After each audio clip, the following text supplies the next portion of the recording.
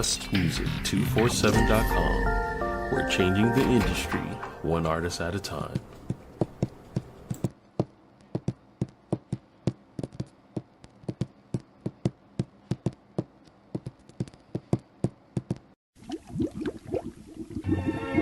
Welcome to the Soup Bowl Podcast, where we stir up hearty conversations in a broth seasoned with positivity, growth, God-fearing ideas, and happy mistakes.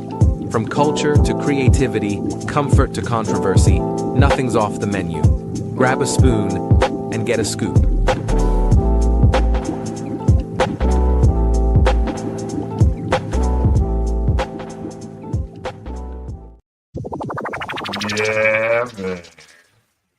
Yeah, man. Episode 2, the Soup Bowl, baby. I hope everybody's ready for this, man. I got the homie finna come up in here,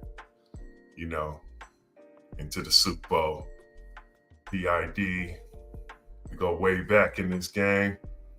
And I'm excited to talk to the brother. I got a lot to cover, so we just gonna jump right into it. Ladies and gentlemen, P.I.D, my man Fred Lynch in the building.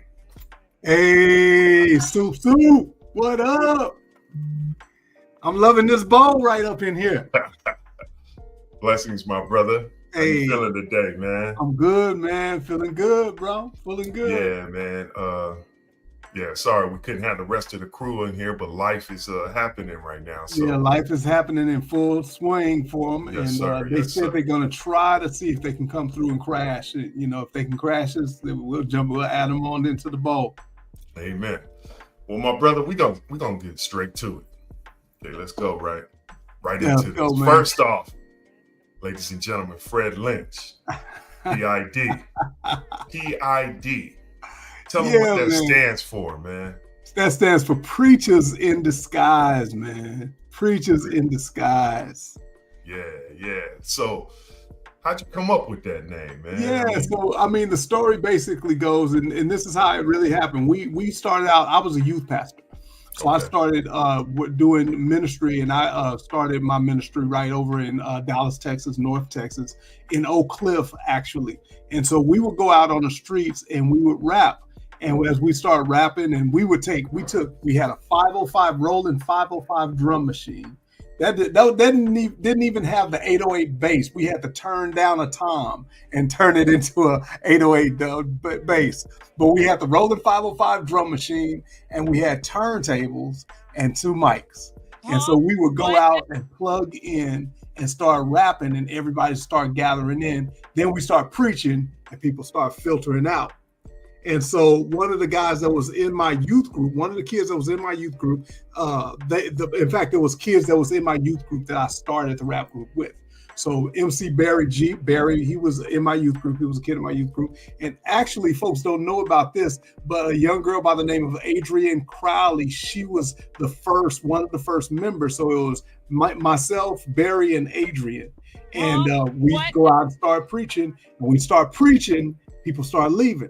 So one of the members of the group, they did a lyric. They said, we're running for the prize. Don't look upon us to idolize. We're just Holy Ghost preachers in rap in disguise.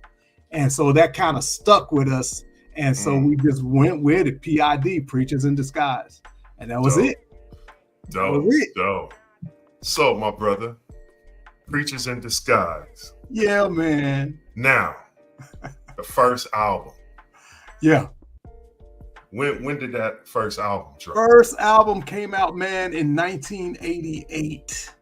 88, and we were looking hard, and we found out, in fact, we heard, if anybody in the whole CHH, Christian hip hop scene, gospel rap scene, wants to go back and put, who are those on the mountain, it would be SFC, P.I.D, Stephen Wiley, and Michael Peace, probably. Those are the maybe who was that? Somebody else. Like, of course, you were with JC and the boys, but it was the Raptures.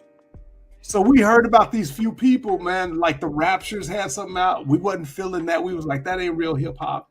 So not to cut you off, but you did say 1988. 1988, our first album came out. All right. So in 88, so in 80, 87, 88, we were looking around, didn't see anybody that was putting anything out. I shopped my demo to a kid the guy here in Dallas, his name was Chris Christian. Chris Christian. He was a contemporary Christian music artist. And I remember him sitting up looking at me and saying, he's a white dude. He was like, this is cool, bro, but I just don't know how to make it work in our industry. You know, it's a little bit too rough, too hardcore, or rough around the edges. And we were like, well, these are the kids that we're reaching for. And so he's like, yeah, but I just don't think that they'll play it on contemporary Christian radio. We were like, well, we're not trying to do that.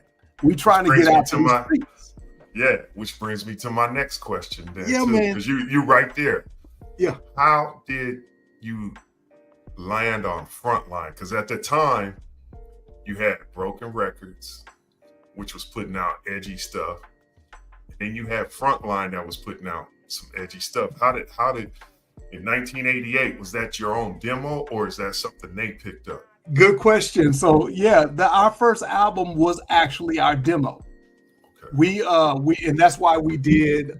There was how many songs? It was "Don't Bow," "Here We Are," "Just Say No," "Let Me See Your Fruit," and "Get Into It," or something like that. So yeah, "Get Into It." So it was like, and then another song, one more. So it was like 6 songs on side 1, and side 2 we did all of the instrumentals. Because we wanted to like circulate the demo. Nobody was doing rap at that time, so we thought, let's put the instrumentals out. That way other kids can start rapping, using it as a soundtrack in their churches and whatnot. And that just took off. So yeah, we just put it out. We started shopping and trying to do the demo. We ended up selling the demo and just sold it as an album. We ended up going to a talent show at Cornerstone Rock Music Festival in Illinois, right outside of Chicago. And you went to a talent show for it? Because that was the first festival I ever played. So you went to that. Yeah, we went to a talent show, and it was a battle of the bands. So we went to the Battle of the Bands talent show. And I mean, we went on, man. We went with our full regalia, you know, that. But the way you see on that P.I.D. album, we had the fat gold chains, the British Knights with no shoelaces, the Kangos to the back, jumped on the stage, man, with turntables. The stage was so wobbly that we couldn't move around because we make the record skip. So we're rhyming. This was a rock concert, mostly white kids. They went crazy though, because it was hip hop. It was something edgy. It was different. And we did not win the talent show. We got second place. And the whole thing played out like a deaf, you know, so deaf movie from the 80s, man. Because we were sitting up mad, ready to fight. Because we knew that we won that talent show. We were like, why they playing us, man? They playing us. We won that talent show. And the record owner, the person that won the talent show, would have gotten a full record deal with Graceland Records. So this was even before Tooth and Nail. Who else was that? Before Tooth Graceland, Frontline. Yeah, so Frontline actually bought Graceland Records, and that's how they got us. Oh, okay. Interesting, man. So that's how it happened. That's so how you had the owner of Graceland Records, his name was Caesar Kalinowski. He still does ministry. He lives out in Seattle somewhere. So Caesar, he owned Graceland Records. So he came backstage because he knew we was mad upset, and we was kind of making, we was hood rats, man. So we was making noise. They know we won. We won that, you know. Rock, we won rock and roll. We won hip hop, you know, and all of that. He came backstage, quieted us down. Guys, look, you won. You know. I can picture Barry too. Man. Yeah. And he was like, "You didn't win first place, but we're gonna give you a record deal anyway because we love the work that you do." Cool. So we got on Graceland, and then later on, probably about 6 months later, so Graceland we got was about to go out of business, name. and we got bought out. So we got the name, P.I.D, rolling with it, demo, picked up by Frontline. Yeah. So I always wondered, how did you guys come together? You kind of touched on it. So you and Barry and the guy I never met was Selective. The way we came together is I started out, I was a youth pastor. Oh. I went to Bible school at about 16 years old, dog. So I'm a 16-year-old kid on fire for God, ready to change the world in Bible school. And I'm at Bible school, and we started doing outreaches and street ministry at this Bible school. And that's when I started using rap. I went at the same time, I started youth pastoring at a church there in the inner city where the Bible school was located. It was located in Oak Cliff. And so I started youth pastoring at that church. And that's where I ran into Barry G, the other members of the group. Barry knew Carlos, who became our DJ, Carlos, DJ Selective Brown. Oh, so that was his name. Yeah, that's the cat I never met. That's the cat you never met, Selective Brown. Yeah, Selective Brown, he stepped down from the group by the time we started traveling. And life was life for him. He actually was not really a fully committed believer at that time. Okay. And kind of got into a little bit of drama, and had to go away and handle some things and serve some time. So basically, you guys all came together in the move of God, like in the church. Yeah, in the church, in the move of God. Church. We were doing outreach. And you were the youth pastor. And I was a youth pastor. So man, that's deep, man. Yeah, that's how it started. That's how it all started, that's man. Dope, man. I bought Barry on. Barry was I'll be straight honest with you. I was so on fire for God. I was this kid that was just into the Bible and the scripture and Bible school. And I started coming back to hip hop. I threw away all my hip hop records when I got, quote unquote, got saved for real. So I got saved about 13, 14 years old. And I got saved, got touched by the Spirit of God, fell in love with Jesus, threw away all my music and all of that, and got intensely discipled for those next 3 years. 13, 14, 15, 16. By 16 years old, I was a junior. I was getting ready to become a senior in high school. I stepped up a grade, and I was going to be a senior, and I decided to drop out. But did you just stun on me right now? You stepped up a grade? I stepped up a grade. I know it was low key. I just had to make sure I understood that. Yeah. You just stunning on me, man. But yeah, man, I dropped out of high school because I wanted to go preach the gospel full time.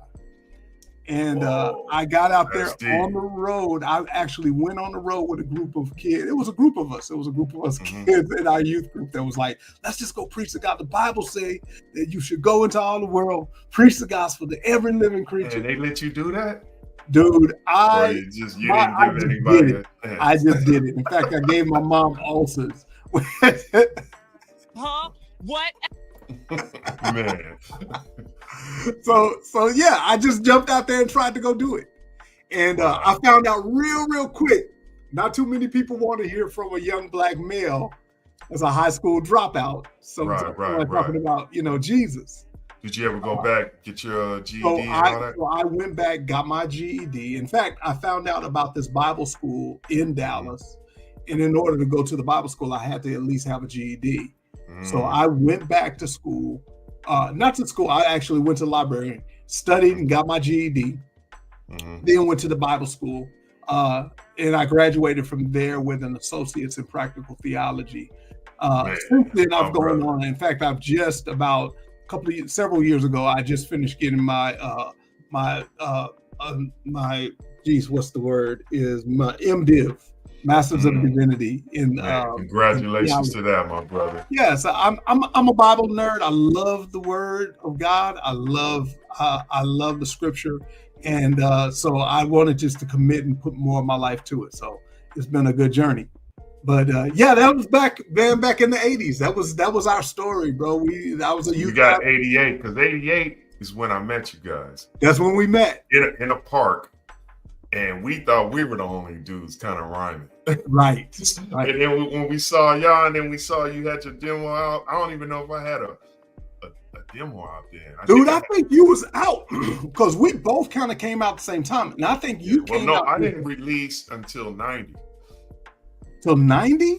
Yeah. But you I had a demo. I had it Fully Armed, which is a demo we did in 80. Fully Armed, yeah. So the same way the P.I.D. Here We Are album, it was the same thing. Okay, I mean, we were just it was dope when we met y'all. Yeah, most definitely. So then we got Here We Are. Yep. And you came with Back to Back, right? Yeah. Okay. Back to Back. Boom. My man, Barry G. Yeah. And you, Rock. Yeah. Then after Back to Back, you dropped The Chosen Ones, right? Yeah. Yeah. Okay, now in Chosen Ones was about in the 90s. Right in the 90s. That was The Chosen One. That was our third album, The Chosen. Yeah. Now that one, you got somebody in there I know as your DJ. Yeah, man. that DJ is actually my brother. That's Kevin, who goes by Hashim right now. Hashim Allah. K-Mac is what his DJ name, right? And his DJ name was K-Mac the Knife. The Knife. K-Mac the Knife. That was my brother, man. That's my man. Yeah, then after that, it's kind of where it got a little funky, right? And my man Barry G left the group. Yeah. And then y'all dropped Step Down, and then y'all dropped Born with the Gift, correct? Yeah, man. Okay.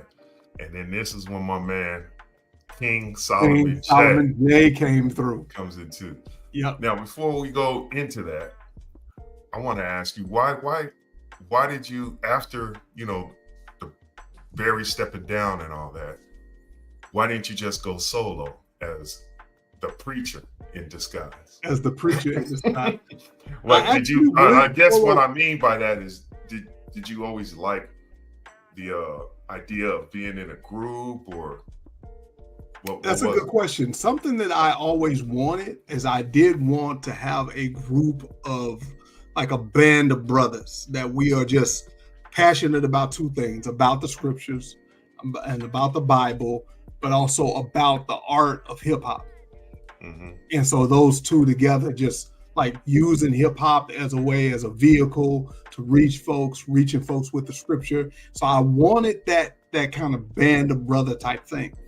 Eventually I did do a long solo run, but I did enjoy it, man. I enjoyed it. I've done plenty of solo shows, because you've done solo shows for years, to hold the whole stage, hold the whole show. Oh, yes. It was so much fun to have somebody else up there so I can take a breath, a breather, let them do their thing, and then I'll take a step back, and then I'll step in and do my thing and flex. So that was fun. That was fun to have. And I guess possibly because our first album, we had different people rhyming off of each other's flow and all of that. Yeah, I was just used to having a group of folks, but it was probably after our fifth album that I did a solo album. And it's been a joy both ways. But yeah, actually K-Mac the Knife, my brother, our DJ, found King Solomon J. That's what my next question was. How did King Solomon J come into the pot? So King Solomon J, same kind of story. He was a youth pastor in a part of Dallas that's called Pleasant Grove, and that's east of Dallas. So it's East Dallas, Southeast Dallas. Okay. Real hood. And he was out there loving these kids, man, reaching out to kids. This was back, of course, in the late 80s, early 90s. So hip hop was not like as much of a big thing in churches. It was still taboo. But he was out there doing it, using hip hop. And so he would do once a month, he would do youth services at his church and invite people in to rap. And so he had us come in one day and we rapped and did our thing. And then he got up and did a little rhyme. And K-Mac the Knife was like, hold up. I kind of like his voice. because Jay got that grovelly voice. Yeah. We jokingly call him, he's our DMX. He got that voice. And so and he got some flow. I'm like, you got flow, He's like, I used to freestyle and I used to flow all the time. So we got together and started talking and started building. When we bought King Solomon J on, we were just about to go on a European tour. So Jay's first exposure to P.I.D. was like, okay, you're getting on a plane and you're going to Europe. It is going to be people that will be screaming your name and chasing you into the McDonald's. Interesting. So that means when we were on the tour is where I first met him. Yep. You guys had already been out doing your thing on tour with him. Right. Interesting. That's dope, man. Yeah. Which brings me to my next question too. By the time you met him, he had been in for probably about 8 months to a year. Yep. So look, man, I got some notes here. Yeah, man. I'm old, man. I can't just remember stuff like that. That's cool, man. Pull them notes out, baby. We ain't doing Yeah. So then Solomon J, we on the tour, and life happens for Solomon J, and he had to bounce back. He had to bounce. His wife was pregnant at the time. And we're doing shows, and how some of the show, the life of his life. Like you do 3 shows and 2 of them cancel, right? The day before and all that kind of stuff. Where he was it wasn't guaranteed money coming in. And he was like, I have 3 children. Yeah, I understood. And I got 1 on the way. I got to go take care of business. And we was like, bro, your first ministry is your family. Go handle your business. Yeah. Yes, most definitely. My man V. This is when you could throw up one of them pictures right now, because we're going to talk about this tour right now for a minute. Look at us, man. That's us in New York right there. Oh, my God. Look at us. Now, go to the other picture. Oh, man. Now, this one, the cat, that's K-Mac. That's me. That's Trippin'. Rest in peace. Yep. Me, K-Mac. And now who's the other cat? The other cat is a kid, man, from Tyler, Texas. Yes. Park, L Train. L Train. That's what I couldn't remember. Man. L Train. L Train is a real one. I remember, man, L Train. I remember taking L Train on that tour. And I remember something he told me I'll never, ever forget. He said, we were walking up and down 125th Street in Harlem. Right. Here's a white kid that's a teenager, and he's in Harlem. Right. And he said, I feel at home here. And just like James, JT. Yeah, exactly. And when he said that, I didn't really fully understand the depth that he was saying and why it was so important to him. I was like, yeah, I feel at home here too. Let's go get some pizza. And he was like, no, he said, let me explain it to you. He said, this is what's a trip to me. If I took you on the streets of Tyler, Texas, to our main square, our downtown spot where everybody hangs out, you would not feel welcome.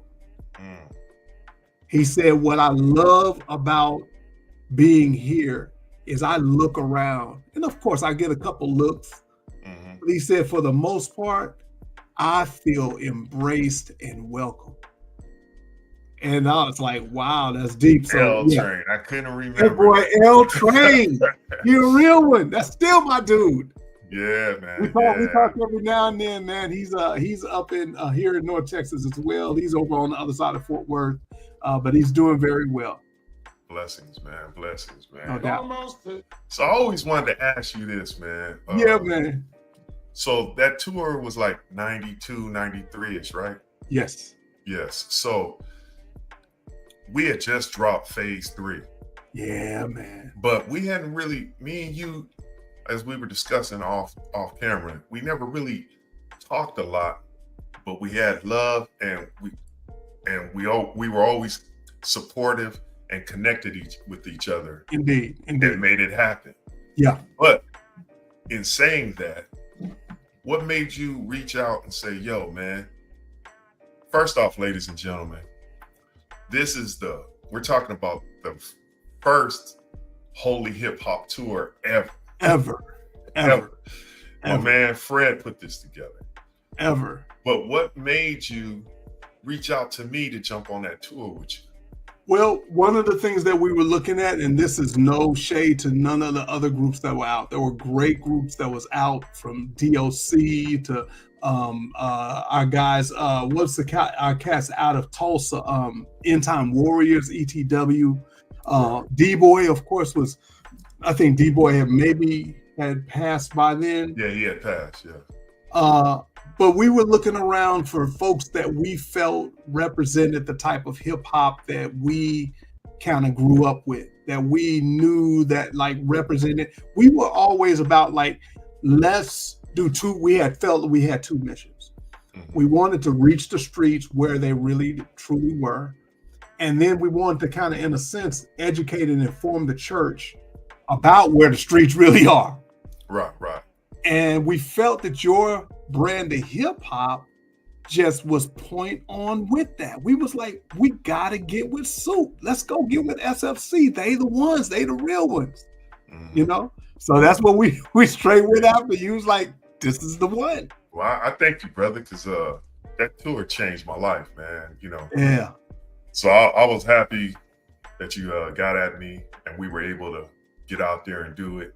I mean, especially to be able to bless my man Trippin on that tour, DJ Trippin, because right after that is kind of like when he lost his life. So wow, it was just. I did not know that it was right after. It was like a year after that tour. Was it just a year after? Yeah, it was just a year. So all that time, that leukemia was lingering. But no, I didn't see anything going on with him at all. No, he looked totally healthy. We were young, stupid kids having fun. Yeah, so yeah, right after that, boom. But it was just such a blessing for him to be out there and get to experience all that. No, I didn't. So man, the tour was dope, man, and we got crazy memories, man. Crazy memories. Like you remember when we saw the crosses in the people's I'll never forget that, man. We pulled over, like Indiana somewhere early in the morning. Yeah, we pulled over and started taking pictures, and they started busting shots. Remember? They like, get off our land, because we were we were pointing to the cross like, look at this. I think it was Indiana, man, because it was crazy, man. I had never. I mean, you knew racism existed and all that, but man, to run into it and see it right there, right off the freeway, the highway, and that it was still that real. Like you hear about it and think, oh, but that's how it used to be. It ain't like that. And these cats was fully like KKK. Just straight. Last night we had a cross burning. Correct. And we still letting the cross smoke in our yard. Man, now, I mean, fortunately, they did not try to go terrorize somebody else and put it in somebody else's yard. Right. They had it in their own yard, which, of course, we didn't know that. We just saw a smoking cross. We just wanted to take pictures. And we just pulled to the side and started taking pictures. Bro, they came up out of their house. Oh, Chuck was crazy. So, in saying all that, that's one of my heavy memories, but of the tour. Which one sticks out the most in you when you think about that tour? Man, I remember I got same thing. I got so many memories. One that sticks out was us being in New York. Mm-hmm. And I didn't know that you were originally from New York. Right. So you took to the street like this was just your hood. Right. So we were like, we were following you as the Pied Piper. You were like, let's go over here, let's go there. And man, we had just so much fun. I just wrote today in a devotional, and I was writing about the power of words and power of speaking words. Man, and I don't know if you remember this, but we got on the subway and literally we ran into Cool Keith. Big shot on the East Coast, Cool Keith. I didn't. I don't think I was with you, because that ultra magnetics. Nah, man. Yeah, man. We were like, that's Cool Keith. And dude started talking to us just like we was his cousins. He was just because Cool Keith was, that's my guy. Little That's bit, my guy. little genius right there. Wild, man. But he was Magnetic different. He was mad different. So he just took us, started talking to. I was like, he don't even know us, but he just talking to us, and we was like, that's Cool Keith. That's hilarious. Of course, his song "Big Shot on These." K-Mac knew. K-Mac had to know that was Cool Keith. Yeah, man. So no, that. Oh my gosh, one of my most embarrassing moments. I remember this with you. We was at it was a group home or a prison or something like that. And I was going to try something different. You know how you try something at the top of it's like off the top of your mind. It's like, ooh, I'm going to try this. And it was hip hop. So it was an all men's prison. I think it was like a boys' home, like an older boys' home. And well, anyway, they had pizza on the side. So if they listen to us rap, then they get pizza. And I tried to, you remember me trying to do the pizza yell. Everybody say pizza, pizza, pizza. And the brothers looked at me like, what are you doing? What are you doing? Get off stage so we can eat our pizza. I'll tell you what, it could have been bad. You already know where I'm going. But you handled it. You had to handle it. It's when we were in Ohio. I actually wrote about it in the book. Yeah. He got his own chapter called The Adventures of Ohio Boy. So, do you remember? Because I'm going to set it up and then you kind of fill it in. Okay, please, go ahead. Okay, the concert that he booked us with was with who? It was Adrenaline. I know they were from Australia and they were yeah. Popular group. Dang. Newsboys. Okay, yeah. So we rocked the gig with Newsboys. Yeah. And then dude was already foul from the start. But I remember he gives you a check. We all leave, go get something to eat, and then you said, that was your uncle in the picture right there. Yeah. Oscar, right? Oscar, yeah. Yeah, uncle. Okay, yeah. He comes to me and says, "Rest in peace." Yeah. Oh, rest in peace, my brother. Yeah, he came to me and he said, "Hey, Fred's not ready to go yet. He says we should stick around because he ain't feeling. He wants to make sure the check we got is cool." Right. So I'm like, all right. I mean, I'm rolling with y'all. We all together because we had some downtime.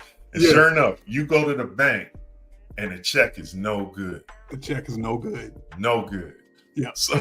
So you look at the check and find his address, right? Right. Okay, then we go to the house. we also had a contract. Oh, and it had his address on it. It had his address. I didn't know how. I was wondering how you. No, it had his address on the contract. And get this, dude stayed with his mom. Yeah, so that's the part I'm getting to. So we roll two gang of brother black dudes make what? Two white dudes. It was like 10, 12 of us. Deep. All got out. Yeah, deep. All get out the car at the same time and walk up to this lady's house. And she answered the door. I know she had to have the fear of God in her, man. Oh, like, what is going on?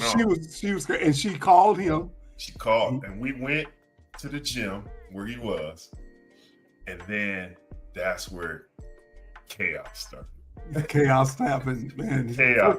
This dude tells us, he's like, well, you know what? We didn't get the crowds that we wanted.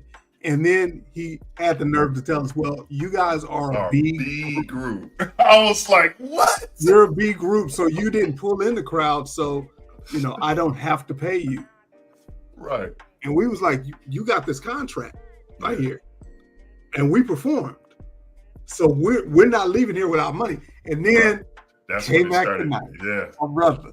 Well, my older brother. This is still at the gym though. We're still at the gym. So, because you got heated with him at the gym, and we were all mad dogging his crew. Because remember, he had a crew. Yes, they were playing basketball. They were all playing basketball. Yeah. So somewhere in there, he told you look, let's go to this restaurant and chop it up. Right. Now, from there. So we went to the restaurant, and when we went to the restaurant, here's the funny thing, just a little inside story too. I'm the diplomat of the group. It's funny, how different characters are, work out a group dynamic. I am the nice one. Mm-hmm. Okay. My brother is the crazy one. Right. You gotta always have one that's a crazy one, unpredictable, right? And so my brother told me, he's like, look, you talk to him. This is my turn. So I'm gonna talk to him. So my brother came with me. We're sitting at the table. Oh no, we were all at the restaurant. Oh, okay. We were. Remember, I went off on you too. You went. Remember, I told him, "Hey, Ohio boy, you better get us our money." That's right. You called him Ohio boy. And he said, and I said, because he said, that's when I told him, or you're gonna see what type of B artists we are. And right. Remember he said, "Are you threatening me?" And I said, "Don't give us our money, and we'll see what kind of threat it is." And that's when K-Mac hit the table. Boom! I need my money. And that's when you by then, that's what it was. That's totally what it was, because by then, like all of my diplomat tricks and tools. Well, that's when you chilled us out. And y'all straight. You had to chill us out, and you handled it, and you got the money. Yeah, and if you weren't there, yeah. Oh boy, that would have been a situation. We went to the bank. He probably had to dip into his mother's account. Yeah, because we followed him to the bank, and then he cashed the check. And we got cash. Crazy experience, man. Crazy. Just imagine if we would have dipped. Oh man! Yeah, man. It happened so fast. I'm like, wow. Going back over all of those details, man.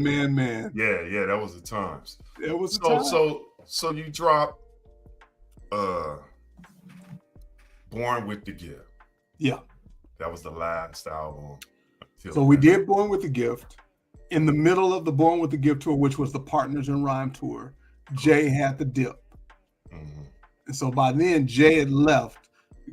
I'm glad Jay wasn't there, because Jay would have added to the craziness. That would have added to the craziness, right? But after Ohio, we go to New York, because the whole time we're going west to east. And we make it to New York, and there's you remember the Blizzard there in New York? Blizzard, yep. And we played at King's College. That's when we met Ace One. Mm-hmm. Ace One. That's where you met. Okay. That's where that happened. I was going to ask you if it was in New York. That's where we met Rich. Okay. And the DJ was that through my man, Black. Yeah, great DJ, Darren Griggs. D-Rock. Yeah, D-Rock. Okay. Yeah, so we stayed with D-Rock. Big ups to D-Rock. D-Rock is still doing his thing there in New York. We talk. He calls all the time. We hang out and talk. Yeah, I call him. Good brother. That's a good brother, man. Yeah, and so Ace One, the MC, Rich was staying with D-Rock at the time, and it was same thing. This cat loved hip hop. Mm-hmm. He had an extensive history. He understood the art. And then he was committed to God. And to me, once again, that whole longing for this band of brothers, this group of guys that was about the mission, was about the art, like that just sprung up. I was like, this is the cat. This is the dude. Yes. And Kevin, once again, my brother, DJ, Kevin.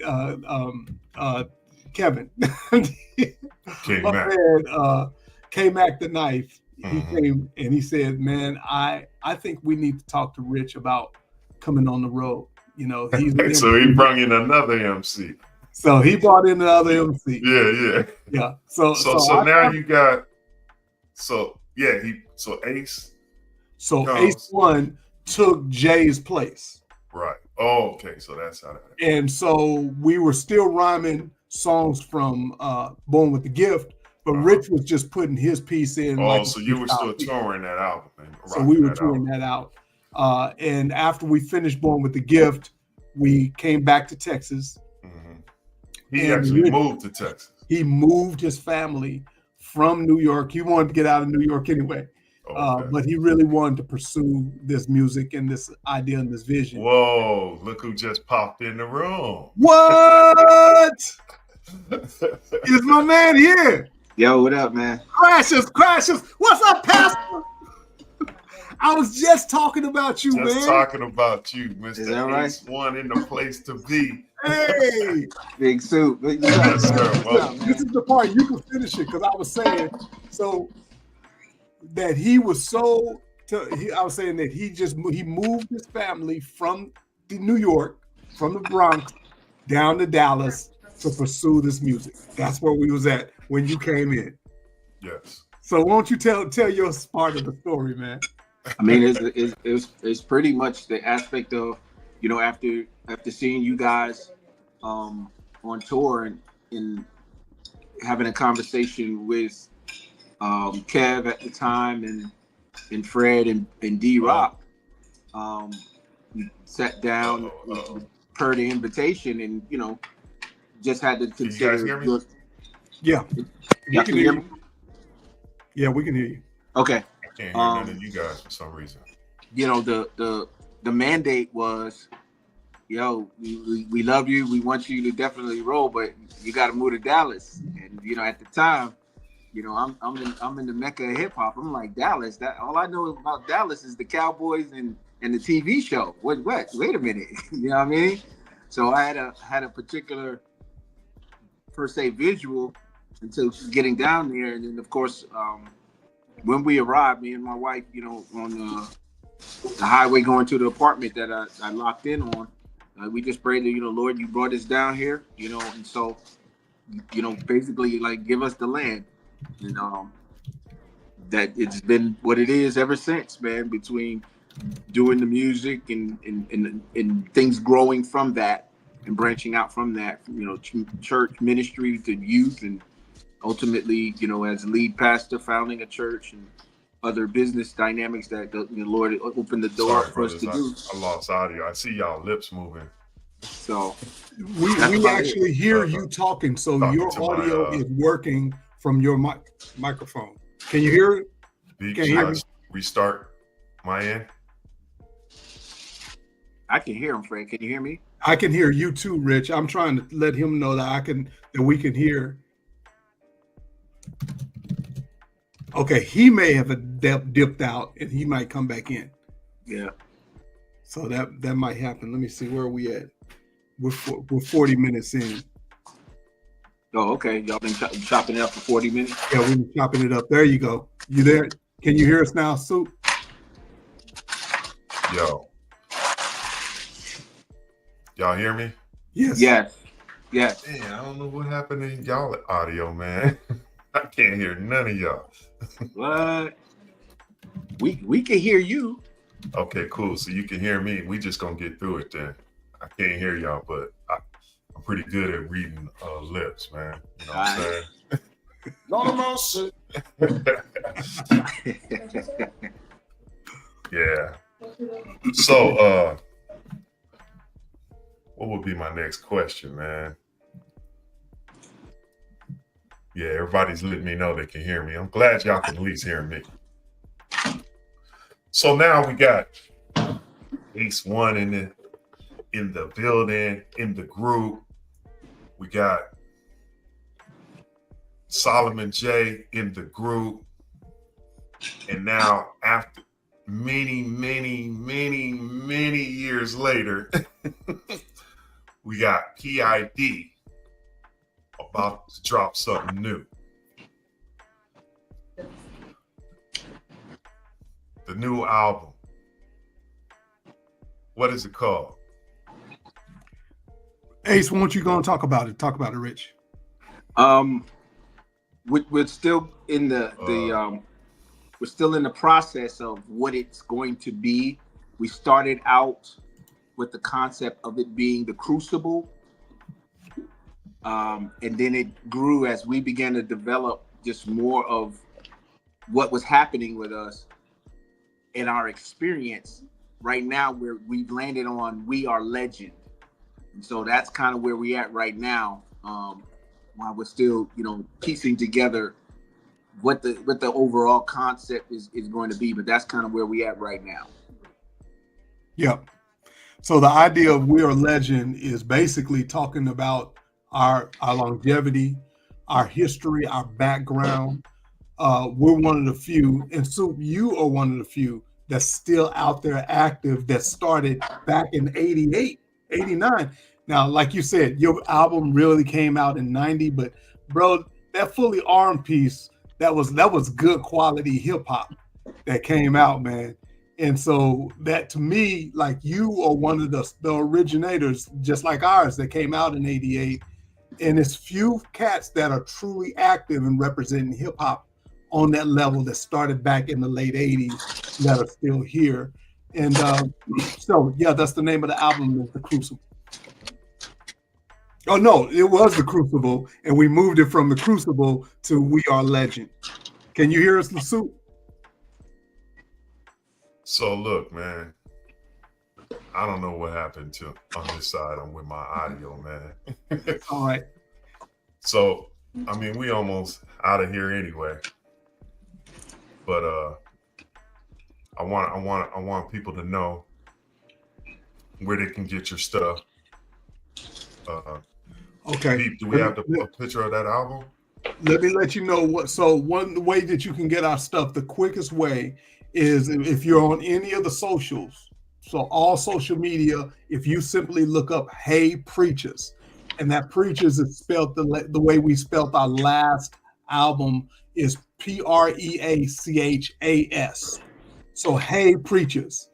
If you look up Hey Preachers, we're on all of it, from TikTok to Facebook to IG. Hey Preachers, you can find us there. Then also you can go to our website. What's our website? Preachers.com. So instead of Hey Preachers, it's preachers.com. Preachas.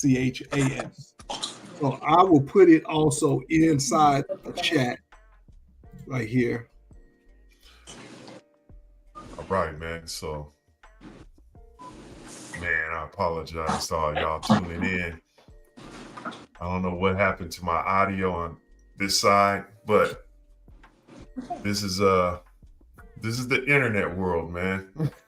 This is the internet world that we in right now. And so what we're gonna do is we're gonna get into their new video, P.I.D's new video. Go ahead and run that, man.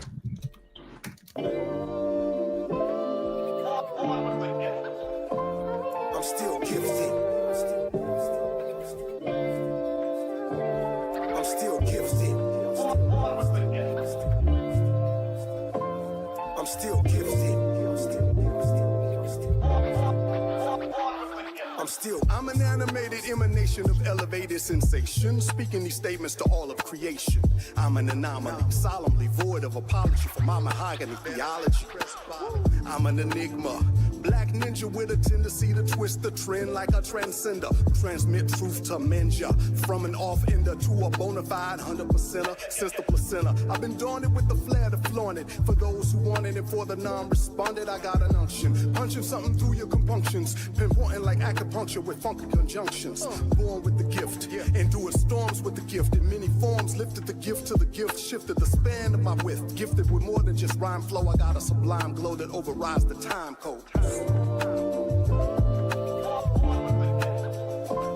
I'm still gifted. I'm still gifted. I'm still gifted. I'm saying 7 MCs gathered in like sheep. That takes 7 more unsung when we speak.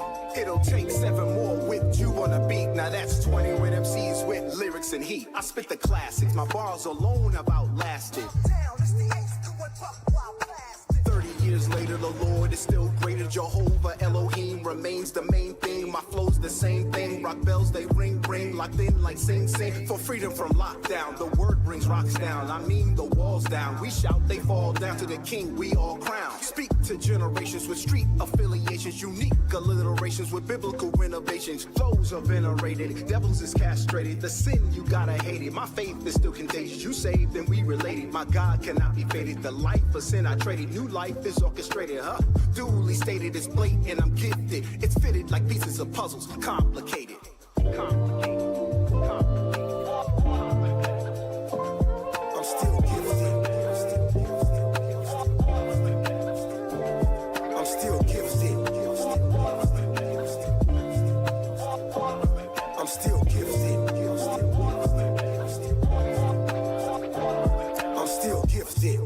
I'm still on the hit list. I'm 30 years deep in the game. I know you missed this. Dynamic flows and dynamic shows with a spiritual heart that only the Lord knows. Stand on my 10 toes. Flows like ice cold, like dry ice. Yeah, I'm something you can't hold. Rhymes that expose anti-Elohim foes with vocal tones that elevate the way that Christ rose. Giving God all the credit, I can't stop. Tongue and mouth start moving as soon as the beat drops.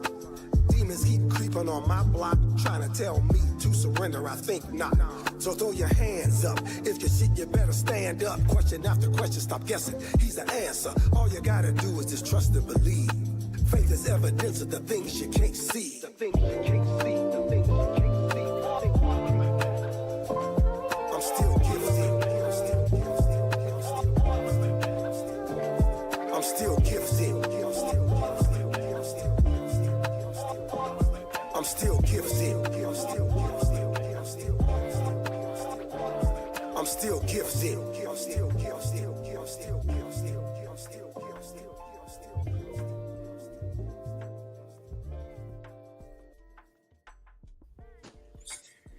Hey. 1 2 1 2.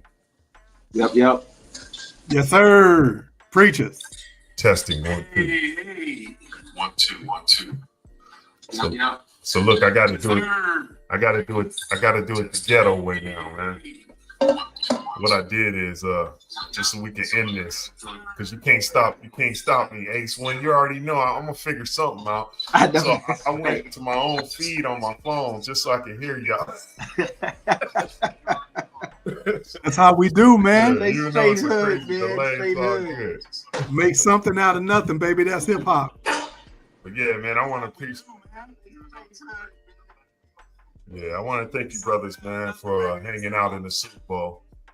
And man, dude, I had a couple of other things I was gonna run to y'all, but it's kind of you understand what's going on right now, so.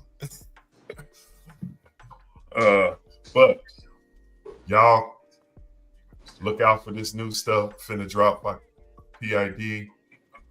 And man, I'm happy. I'm happy to see y'all brothers working, man.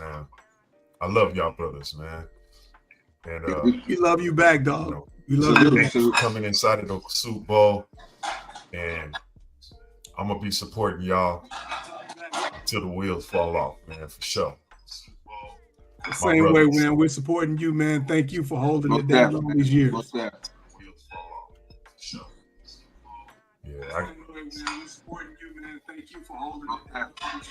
oh wait, I'm listening to what y'all said right now. It's like a 3, 4, 5 second delay, man. This is CNN. All right.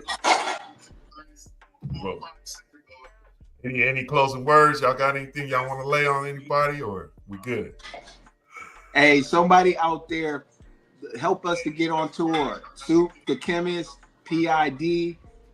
Get us on, put us on tour. Whoever's out there listening, holla at us. We can make it happen. That way we can get better equipment. Oh man, I heard that. Put us on tour. I'm with that. 10 toes down. Yeah.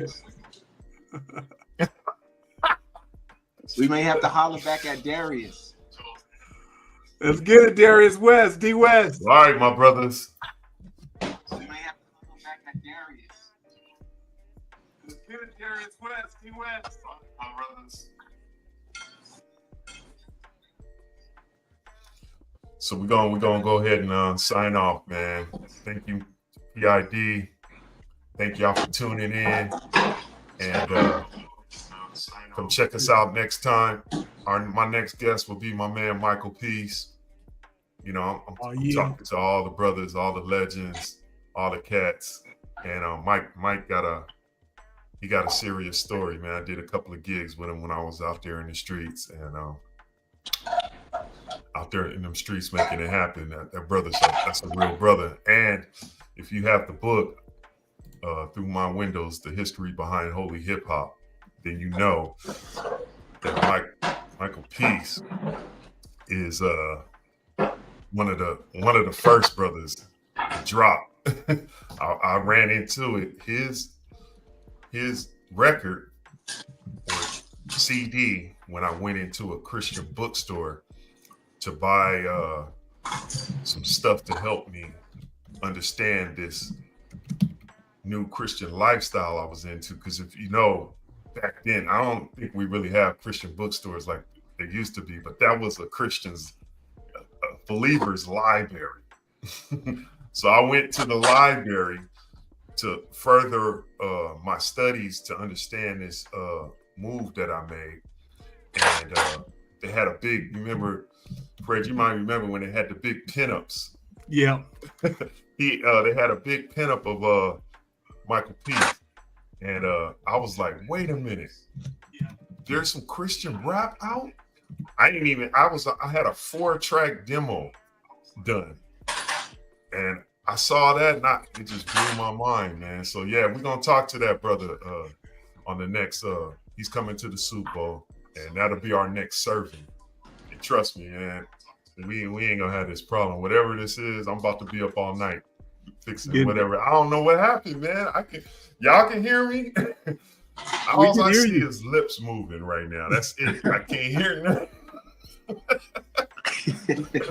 Well, look, we know you'll fix it because you're the chemist, man. You're gonna make it happen. So we don't have no problem with that. It's all good.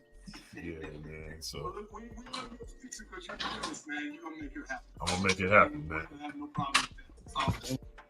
And we'll be back on. Well, all right, my brothers, we're gonna go ahead and say goodnight. And yes, sir. God bless y'all, man. V, take us out. And thank you for tuning into the Super Bowl. And remember to always come back to Blast Media Networks so you'll never miss another episode. So go ahead and subscribe. And then after that, hit the notification bell. So again, you won't miss another episode. Tell a friend to also be a part of it. And we'll see you again. Be safe. Welcome to the Soup Bowl podcast, where we stir up hearty conversations in a broth seasoned with positivity, growth, God-fearing ideas, and happy mistakes. From culture to creativity, comfort to controversy, nothing's off the menu. Grab a spoon and get a scoop.